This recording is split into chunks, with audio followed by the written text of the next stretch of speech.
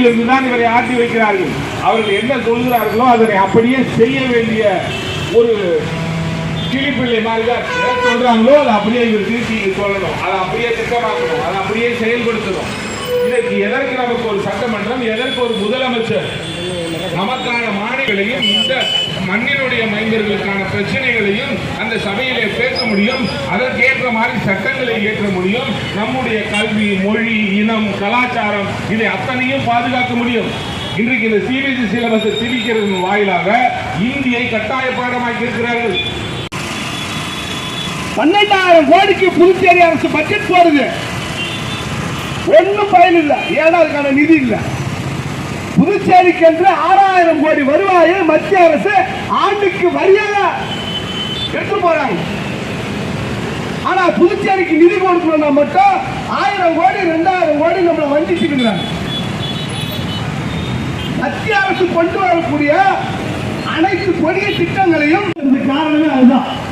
பிஜேபிக்காரன் வாங்குவான், கையெழுத்து முருகரை காப்பாற்றுவோம், வேலை காப்பாற்றுவோம் அப்படின்னு இந்த மக்களுக்கு உள்ளபடியே பலன் தரக்கூடிய எந்த விஷயத்திற்காகவும் எந்த அரசியலும் செய்யாத ஒரு குழுமத்தை அயோக்கிய கூட்டம் பிஜேபி புதிய கல்விக் கொள்கை என்ற பெயரில் இங்க தமிழர்களை இந்திமயப்படுத்தினிருக்காங்க.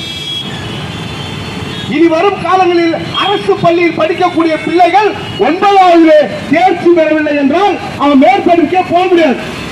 அதோட படிப்பு பழைய குலக்கல்வி திட்டம் தான் இன்று புதிய கல்விக் கொள்கை என்ற பெயரில் இங்க மறு உருவம் எடுத்து வருது. எப்படின்னா பழைய நிலவர புதிய வந்து பழைய கல்லு ஒரு ஜனநாயக தன்மை இந்த ஊரில் இருக்கிறது. அதை நீங்கள் பாதுகாக்க வேண்டும் என்ற ஒரு மிகப்பெரிய கோரிக்கையை எனக்கு வைத்தார். அன்றைக்கு இந்த விடுதலைக்காக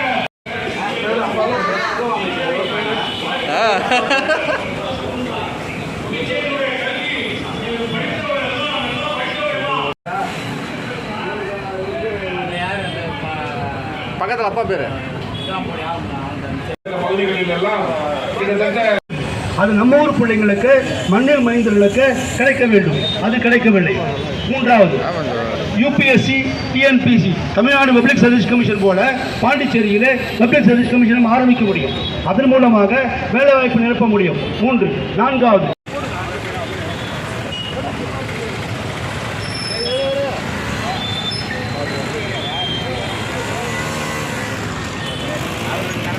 I want